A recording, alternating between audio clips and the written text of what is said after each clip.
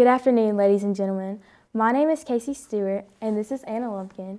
Today, we are representing the Wampanoag tribe as we discuss the horrific events of what they call King Philip's War, which in its name just shows the hatred that we have endured. We have lived peacefully on this land for nearly 12,000 years, aside from minor conflicts with neighboring tribes. However, nothing has devastated our numbers more than until the Puritans' arrival. The Puritans may say that this was a random act of violence, but we were just attempting to protect our homeland and our traditions that they were trying to erase. Our only goal is to prevent the demolition of our culture. However, these monsters believe that they have a right to our land. But how could that be if our heritage is here, our families, our lives, our legacies? Why should we be forced to give up everything just because they think they have a right to our home? These monsters came into our homeland, murdering over 40% of the tribe aside from the plagues of death that followed their arrival, as they brought countless diseases which we were defenseless against. But still, we are seen as the savages. If we are the savages just for our way of life, then what do their merciless actions say about them? Just look upon their arrival. They killed Metacom, our leader, by beheading him and driving a stake through his head to keep as a souvenir, but not before they tortured him by killing his own blood just before his eyes and selling his wife and children to slavery. After getting a glimpse of the horrors we have been forced to endure since their arrival, I ask you, who are the true savages? The Europeans are not justified in their actions. Their exploration and expansion went right over our lives. These monsters claim we destroyed their towns and homes, but did they take a moment to look and see these towns were built over ours, and that we were here first, and that ours were here first, and they hold so much meaning to us? Then they claim that they were trying to save us by forcing religion upon us, but after the war was over, they enslaved us. That doesn't sound like saving to me. Not to mention the losses we endured, losses of land and food, as well as the loss of our culture. The Puritans came to spread their ways, but in doing this, their culture was forced upon us, erasing any remnants of our legacy. They say they want to maintain purity and kindness through the church, but their actions say this isn't true. Their so-called purity doesn't appear in how they treat others. Their actions only prove what we know, that they are ruthless and selfish in nature. Quickly, we became outcasts and the minority in our own land. Not only this, but after the conclusion of the war, we were made slaves to our own land. So as you listen to their side of the story, don't forget the treacherous deeds they committed and the horrors which we've been forced to endure at the hands of such monsters. Thank you for your time. Good afternoon. I'm Mason Calhoun, and this is my partner Hallie Phelps, and we are representatives of the Puritan and English colony of Massachusetts. And we are gathered here to discuss the attacks that took place during King Philip's War and honor the lives lost due to the Wampanoag people. We settled in Massachusetts in 1620 in the hopes of seeking religious freedom. We are justified in wanting freedom. We are justified in wanting to share our religion. Therefore, we are justified in the establishment of our colony.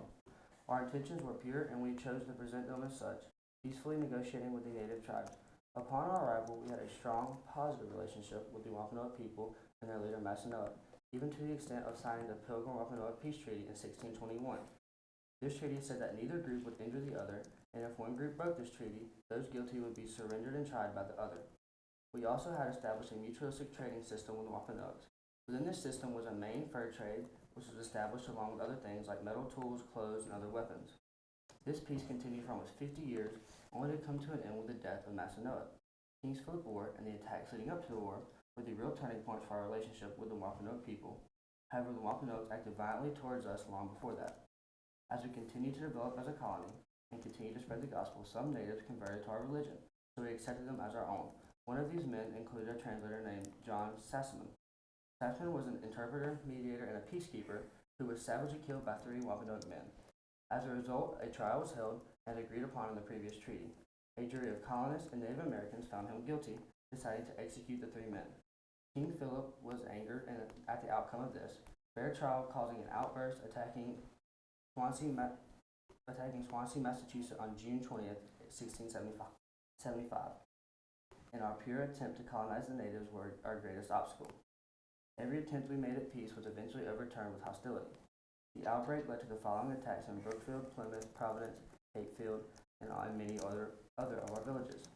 The attack on Swansea was an outburst that led to war, an outburst that led to the death of 1,000 colonists, which was 30% of our population, and an outburst that led to another 10% homeless.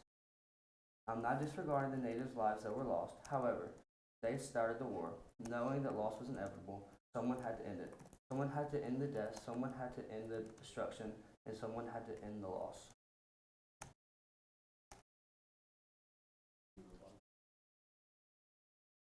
Oh, we start now? I have a question.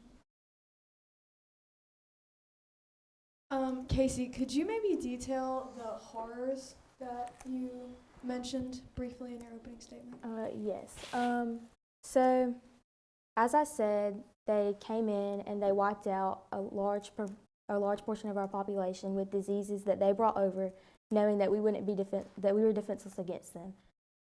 They also tried to force their religion upon us, and they took away our land just to exploit it. They used it for cash crops such as tobacco and many other things in an attempt to gain economic prosperity. Yeah.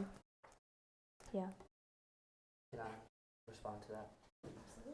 Well, you say you didn't know that y'all could respond to that, but we had no idea we would bring any disease to y'all. That was not our intention.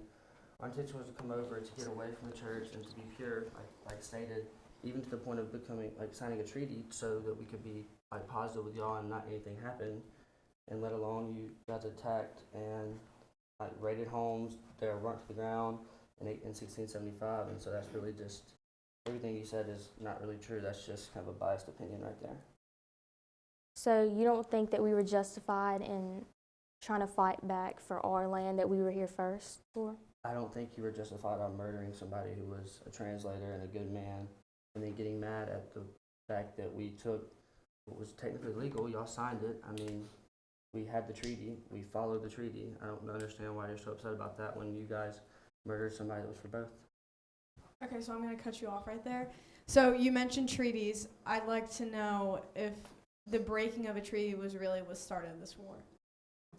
For us, I think that's really what led to that. And they not only was he not technically one of our men, but he wanted to be pure. He wanted to know our religion, and we accepted him as one of our own.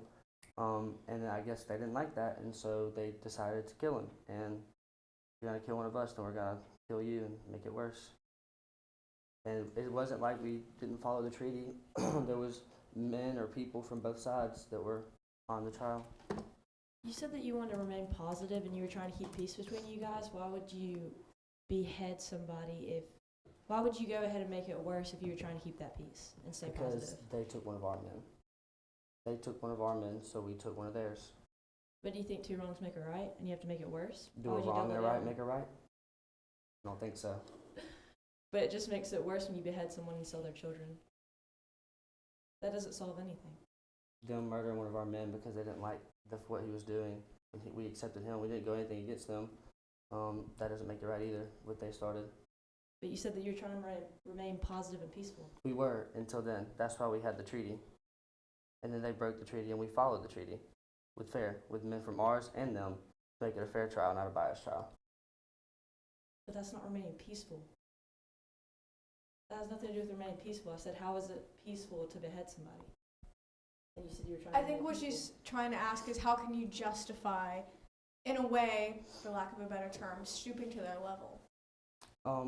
Do you think, well, I don't think really stooped to their level. That was killing their leader. They raided homes, they burnt them, they killed children, they killed women, they killed multiple people during this on the attack in 1675. So I don't really think, and the execution of the three men was 1675. And Yeah.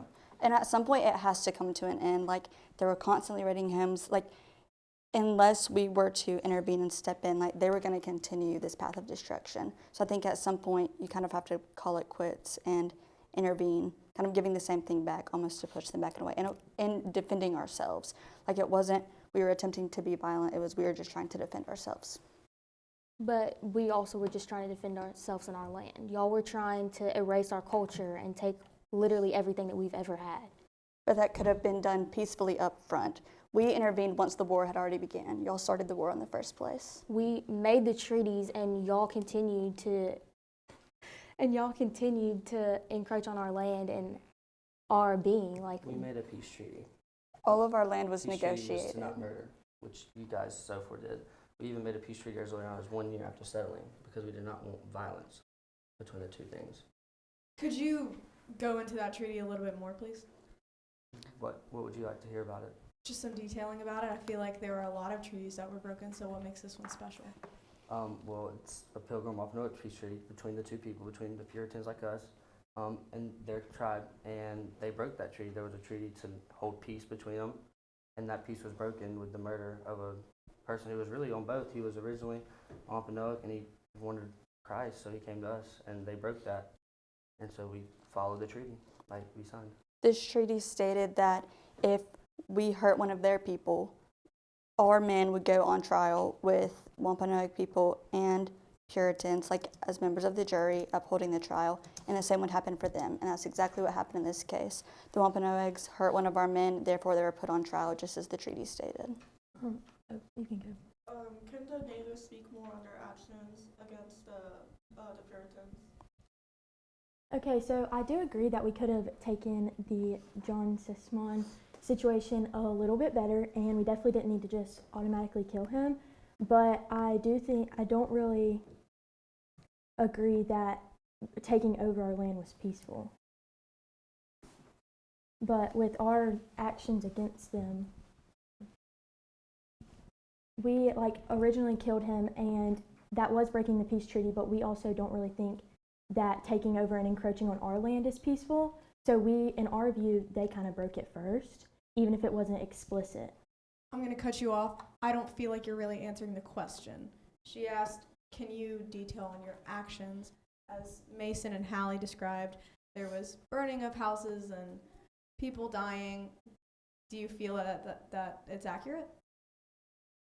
Yes, although those things did happen, I mean, as she already said, we were just trying to defend our land and our people after they had already, again, they continued to encroach upon our land, and they not only, no, they didn't break the treaty with violence, but they did break the treaty. There was no, there was technically peace, literally, but I wouldn't say that we had peace. We didn't feel peaceful, and at home in our own land anymore. We felt a slave to it. So you didn't feel peaceful from the 1630s until 1661 when Massasoit passed away? You didn't feel peaceful for those 30 years when there was really no violence between the two of us? Was that not true peace until Metacom took over? Was that not true peace for those 30 years that we were together? But were we truly together? Were we truly equal? I mean, you had people that wanted Christ, that wanted to convert, and we accepted them, just like John Sassman did, just like we did with him, until you guys brutally murdered him. Okay, but our people don't believe the same things as your people. And that's okay, but some of them can. That's freedom. They wanted to, and we accepted them. Okay, so we've heard a lot about what the Wampanoag tribe did to the Puritans, but is there anything in the war that the Puritans did to the Wampanoag tribe? Well, during the war, yes, there was obviously lives took, that we took theirs. That was a defense mechanism. And at the start of 1670, we started colonizing South Carolina. So it wasn't just their land we were taking, we were trying to grow as a colony. And so they took that offensive, and so we started moving down south, and then they attacked us, and therefore we re-attacked them. And it was a war, so obviously lives were lost on both sides, and we're not taking away from any lives lost. We're here to honor them. And how do you justify that expansion onto their land? We came over seeking freedom, and we started expanding as we were growing. Also, people from their tribe wanted to come to us to get Christ and become pure, so we accepted them. As the more people did that, we had to grow. We can't grow if there's no land together. Also for food, if we have no food, then none of us can live. We can't be free and pure. Well, we know that like y'all kind of work based off discovery. Like whoever discovers somewhere first, they kind of have the divine right to that land. But if we're looking off of that system, wouldn't we technically have the right to that land because we were there first and it was ours first? Y'all were still on the land. We had, I mean, like we mentioned before, like we had trade, we had agreements with y'all. All of this was almost to modernize the land that we had found. And we were living like as a community as Puritans, but we also worked with y'all as well because it was y'all's land. Just because we were trying to grow, you know, like where we had our crops, where we had our homes, that doesn't necessarily mean that we just came in and like discovered it for ourselves. We came in like looking for peace. We just wanted to grow our religion, if that makes sense. We were doing it for religious reasons. I don't think you truly answered the question of why do you think you have the divine right to that if you're looking based off discovery, because technically you can say y'all were the first to discover it, but if there was already people there, then you weren't the first to discover it. Well, we weren't there first, but our goal was to share religion. Like if we are, like you say, like the divine right, like we're here to share religion. I think that whenever we colonized, like we did that, as you said, like we had many that converted to our religion, we accepted them, and that was our whole purpose in our colonization. Yes, but in sharing religion, do you have to encroach upon other people's land, or can you not make your own settlements not over on top of other people's settlements, diminishing their culture? Which is what we also did when we started to colonize South Carolina and go south as well. It wasn't like we were targeting your people, we were trying to grow as a colony, And like stated previously. Many other native tribes also agreed with what we were doing. The Mohegan tribe is another Indian tribe, and they felt that like they wanted this kind of power. They wanted the same thing that we wanted, and because of that, another native tribe who lived on the land first was willing to work with us for that. We had differences, and that caused you to act violently towards us. Like there were benefits in the relationships that we had. I don't think we're talking about other native tribes in other areas in the general vicinity of our region. I think we should kind of focus on our war. Kieran. Okay, so I'm going to ask a question for you guys. So a lot of what you guys have been mentioning as benefits are religion. You want religious freedom, you want to be pure. My question is, do you think there were any economics in those benefits of expansion or in that justification of expansion? Well, I think in order to live, economics have to be a part of what you're doing, especially when you're not just 5 people, your whole colony that's coming over trying to grow.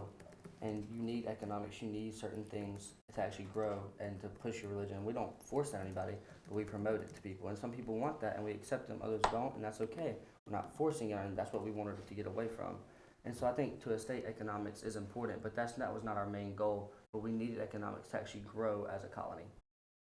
So you mentioned you were trying to get away from people having like that right kind of over you, but aren't you doing that to us? No, that's nothing what I said. I said that we wanted to get away from being the people that forced the religion on us. That's why we accepted some of y'all, and even like the economics you said, we established trade, a main fur trade, which is something we really needed. We also did food, certain weapons, and other like metals, and so to keep it peaceful and for economics is not just take everything from them. We had a good trade for 30 years, like stated, until Massasoit died.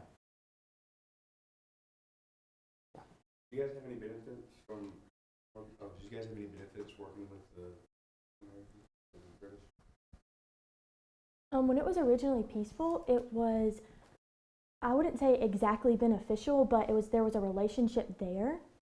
But I don't know if we got 110% like benefits from them being there and being on our land. So if you didn't get 100% benefits, can you list the negative that you didn't quite get? I mean, you said we took your land and you keep resorting to that.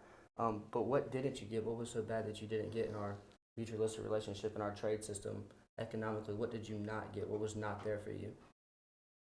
Well, I do think y'all kind of helped with our economics, but that's not really how we worked before y'all got there. I just asked you. I'm asking you for negatives, and you're saying what quite we didn't do. That's not a negative. And so I'd like to, you're saying like... Well, not fulfilling something or covering something up is a negative effect. What were we covering up? Like covering up our land and our like culture and stuff. We didn't take away from your culture. We let you live how you wanted to live. If you wanted to come to our culture, you could. Okay, well, I just think we have different. I'm going to cut y'all off before it gets a little hostile. So I'm going to move on. A lot of you guys have been talking about religion a lot. So I want to ask, what does the Bible say about killing natives and taking their land and culture, as they say? Is there anything that, The Bible doesn't necessarily agree with killing people. obviously, but it does agree with sharing your faith. Like that is something that is very big in our religion, and that's exactly what we're doing. Like that was one of our like main points in colonization, and I think that we successfully did that. And some people accepted that, and other people didn't. That's one of the reasons for our disagreements.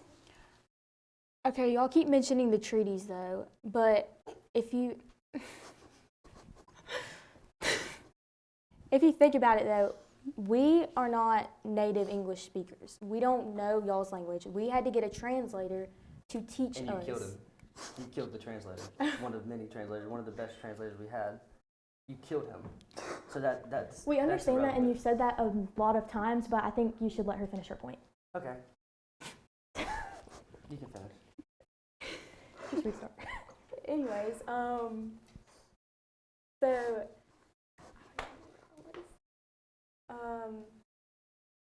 so we're not native English speakers. So y'all come in and making all these treaties in like y'all's native language, which I understand. Like learning a language is hard, whatever. That's what a translator is for. But also, you have to think about the fact that like you guys could have been manipulating us the entire time. How would we know? Like y'all used our land to exploit it for cash crops.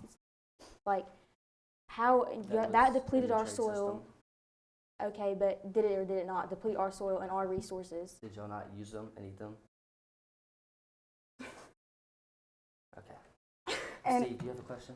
So, with that treaty being broken, how did the view change toward each other? Well, like I said, the positive view for 30 years. It obviously is going to change because, he was one of us. We accepted him, obviously not by birth, but he wanted to become one of us. He wanted to grow as what we were like pushing for. And so we accepted him. And so that's obviously going to change the view of us because he murdered one of our men, or they did. And so, but we still kept it fair. We followed the treaty. We kept them on trial. We had a fair trial with both types of men. And so we still follow the treaty. We obviously saw them different because they took something we considered one of us. And so that's the same as somebody murdering somebody in your family or somebody that you loved. It would obviously make you change something or see somebody differently. You have a question? Yeah, I do. So for the Wampanoag, I'd like to ask you guys to detail a little bit about John Sassamon. I've heard a lot from this side about him, but it's a little foggy over here. So if I could just hear a clear explanation. so he was a translator that helped, as they've kind of already mentioned, translate for us between treaties and kind of understandings. And because, as Casey mentioned, we aren't of the same language, aren't of the same descent. And while I kind of already mentioned, I do agree we could have taken the situation a little better instead of just killing him. But we felt this was the only way to like kind of handle that. And I know that's not like. Okay, so what exactly did he do? I'm hearing a lot about him being murdered, but I'm not exactly hearing why. He decided to go against us after joining their religion. He decided to go against us and tell them that we wanted to start a war and stuff. And so instead of following a peace treaty, you brutally murdered the man.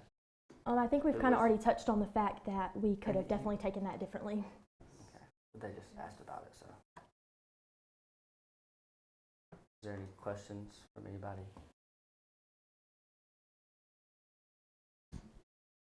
So was there a reason behind the war that John Sassamon was warning the Puritans about? Like, were we planning a war? Yeah. No. This was false. Really? So one of your own men, who when they're. But he wasn't our own man anymore. He joined y'all. No, he wanted. Did he not? Oh, So, Oh. because of cultural differences, you're no longer willing to accept someone who was born native to your tribe. We never said, we didn't say that we didn't accept him, but you just said that. okay, that is not what came out of my mouth. For one, he decided to leave us and join y'all. And after he told y'all lies that we were trying to start wars with y'all, why would we accept him at that point? Okay, I'm gonna cut you off right there. I don't think I don't think that's quite accurate. I think John Sassamon was, we've talked about how he was a translator for both of you guys. So I think we should just move on to the. I'm sensing some hostility, and I think we should move on. Is there anybody? I do have a question, sorry, just about that same thing. You're saying that you don't accept him, but then you're saying you do, and then you're saying you never said that, but you just did. So, do you accept him or not? We accepted him originally. Sorry, I didn't mean to cut you off. No, it's okay, go ahead. We accepted him originally, but after him going against us and our people, his like descendants, his family, whatever you want to call it, why would we accept him at that point? I mean, it really was about the cultural differences. So do you not agree with them about you not accepting him because of the cultural differences? It wasn't necessarily about, like, he can choose whatever religion he wants. It was mainly because he went against us and against our people. He didn't have our people's best interest in his heart and his mind. Do you guys have any questions for each other right now? I think that, okay, you talk a lot about translating. You talk about the language barrier, but I was wondering, like, do you see another solution? Like, I felt like translating was the only solution and that treaties were our way of maintaining peace, yet you still complain about the language barrier and how this is unfair. Like, I don't see that we had another option. Like, what do you think that we could have done better if we were trying to maintain peace? I do agree that that was like a situation that we can't communicate with each other, but I think in saying that she wasn't really, I don't know if the point came across exactly correctly, because I think it's just kind of like, since we had to do it in y'all's language and do it exactly how y'all do it, like we didn't really, like treaties, documents weren't exactly something of our nature. And so I think in just trying to do it in your ways is kind of what was different from us. It was foreign. So our peace treaties were our way of like maintaining peace, was our way of having a relationship with y'all, but because of cultural differences, y'all resort to violence, and that's why this war started. And that was really the main point of the translator, was so we didn't take advantage of y'all. That was not the point. That's why we did it within a year.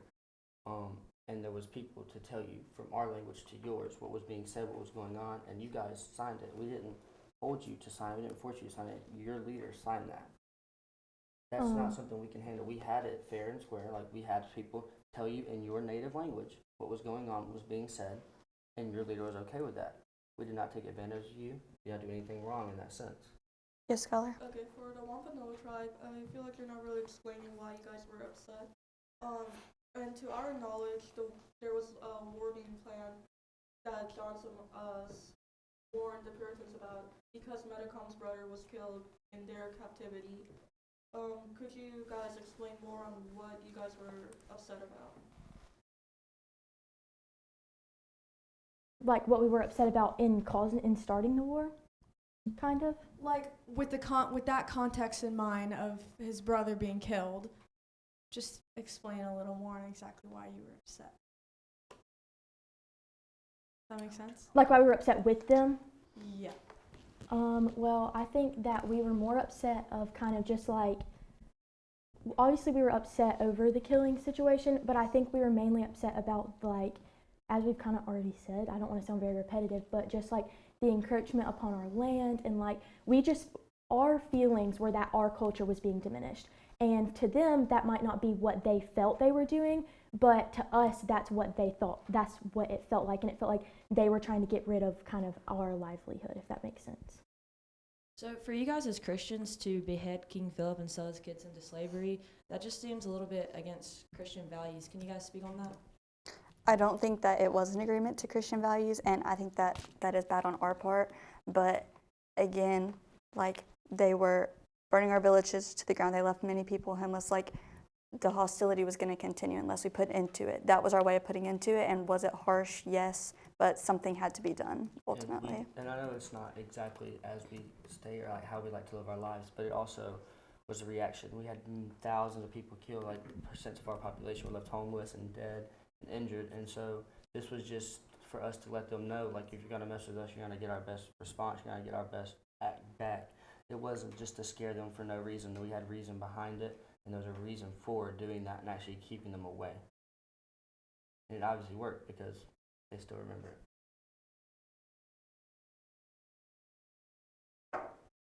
You have a question? Yeah. You can go.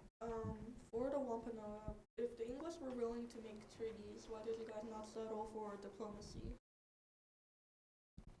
Can you expand on like what you're meaning with diplomacy? Yeah, like sitting down with the English and making more peace treaties or things like that. If they were willing to make treaties and settle for peace, why did the Wampanoag tribe not do that? We did make the treaties though. You didn't Like follow during them. the war. During the war, because I feel like tensions had already like risen to a point there was no coming back. At the At that point point- of the war, I don't think they would have been willing to sit down and make a treaty. Yeah. I understand that that's what occurred before, but I think once we were already in the war, I don't think that would have gone over well. But no actions were taking place. Like you Well, may y'all have, didn't make any actions at it You either. can't rely on, you can't just think and assume when there are thousands of lives being taken each day and each year. That's So not just if an that's assumption you if can that's the make, case, why didn't y'all try to make a treaty with us during the war? because we followed our treaty.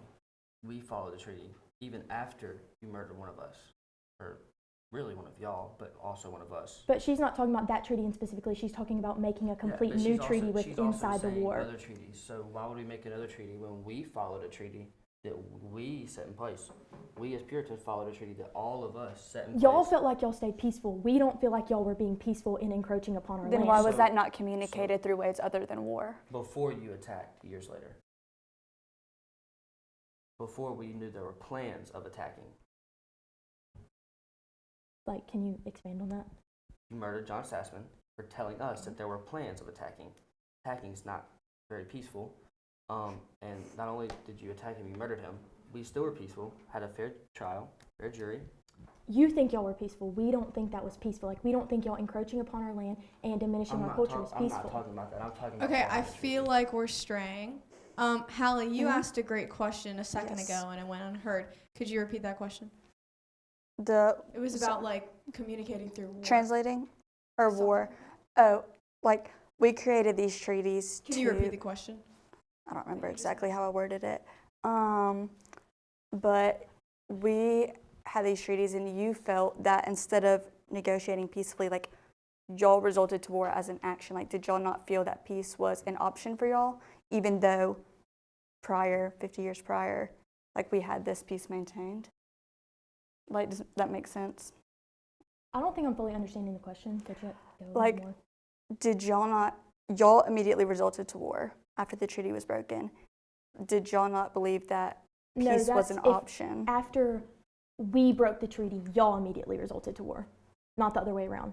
Y'all attacked first. You guys attacked us. But Right. you said after y'all broke the treaty, we resulted to war. It's the other way around. You guys attacked us. No, she's saying.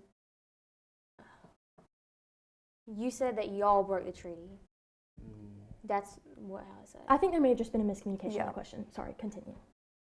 I was just wondering, like, if y'all had, like, why was violence like y'all's first action? Like, was this because of culture? Because, as we said before, like, cultural differences were one of the reasons that there was hostility towards each other.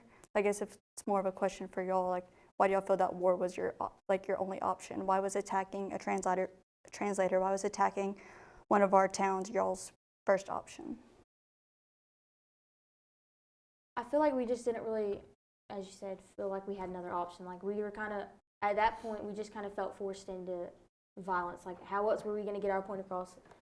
Like I don't really know how to put this, but y'all had been infringing upon our land and our way of life. And yeah, that was with the peace treaties, but it was still continuously happening, even through the peace treaties. Y'all continued to exploit our land. So what else were we left to do? Well, you said you didn't know what else to do, so you resorted to murder. So that's your first problem in life, when your first action is murder, to take a life of someone who was born with your blood. Did y'all not kill our people too, though? During the war, you killed a man who was your blood. You killed our leader. That was after the we were fact. attacked. I'm just send a saying, message. you keep saying that like murder is so bad, but No, that's not what I y'all- said. I said murder is your first action. We did it as self-defense. After was ours not self-defense? Was ours not justified? Y'all kept But you didn't murder him. You didn't murder him for that. You murdered him, like both of you have said. You murdered him for saying that y'all had thoughts of, or there was rumors of. So that's not why you murdered him. You didn't murder him because he was part of us. We were taking your land. You murdered him because he told us that y'all had ideas or thoughts of attacking us. That's why you murdered him. I don't know if you have your stories completely straight here.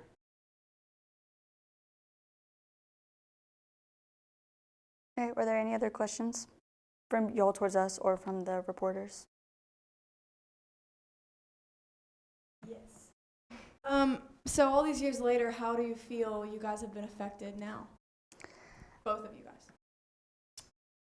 I feel that, I mean, obviously we won the war, so the outcome was much better for us than them. But obviously, immediately after the war, like, we spent all this time trying to build up our colony. Like, that was our goal, to develop colony, to develop a new home, to develop a pure home for us. And the war completely destroyed that. Like, it burned our homes, it burned our villages, it destroyed like this new way of life that we had just created. And so even now, obviously there's still going to be hostility between us. Can you repeat the question? I'm sorry, I kind of got No, confused it's okay. in the. So all these years later, how does the war affect you now? Like, how is it still affecting us, or How did it affect you guys? how did it affect us short-term, in the long-term? moment? So, like, short-term effects, obviously a lot of our men were murdered, and so that was definitely hard. And as Hallie said, that since they did win the war, we didn't have our land anymore. So we had to completely change everything, our whole way of life. Yes, Skylar? Okay, and then let's just go to the closing statement, starting with the Wampanoag tribe. So as we draw our conference to a close, I, alongside Casey and the rest of my tribe, would like to thank you all for your time and attention. We want to thank you all for all your questions and the Puritans for approaching with their concerns. But I would like us to not forget that the Europeans are not justified in their actions, and the lasting impact of this war is continuous, only further proving our point. They pinned us as the savages, but in reality, they are ruthless, selfish, and merciless savages. They slaughtered almost half our population, and these were innocent lives.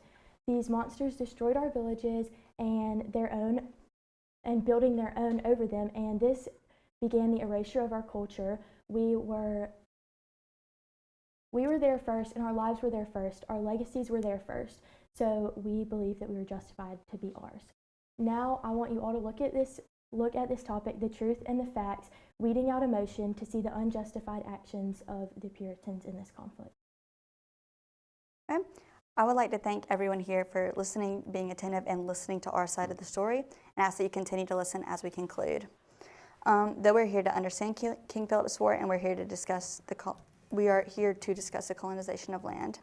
The struggles that we faced to colonize during that time were because of the Wampanoag tribe. When we arrived in the Americas, we wanted freedom. We wanted to build a community where we are not persecuted for our beliefs, and a community that modeled our own religious beliefs. We did so peacefully, establishing good relationships with native tribes that we came in contact with.